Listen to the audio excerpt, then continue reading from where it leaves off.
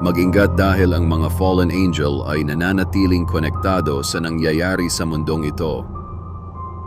Kung iyong susuriin ang mga bansa sa Middle East at Western countries ay nakakaranas ng kaguluhan. Ngunit ang rason sa likod nito ay iyong ikakabigla. Noong 4000 BC sa Ancient Sumeria, ang mga Sumerians ay may kinilalang mga Diyos na tinawag na Anunnaki na sinasabing bumaba mula sa kalangitan.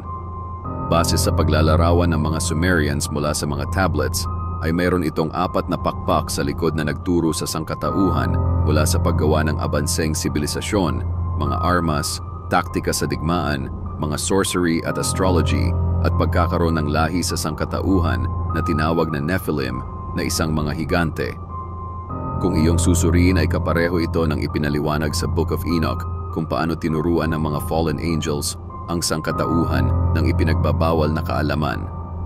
Inilarawan din sa Biblia ang mga anghel mula kay Archangel Michael na may anyo na parang ginto, kay Lucifer na isang seraphim na may 6 na pakpak, at nakakagulat sapagkat ang sumunod ay ang mga cherubim na may 4 na pakpak, kapareho ng paglalarawan ng mga Sumerians sa kanilang Diyos na Anunnaki at mga fallen angels mula sa langit.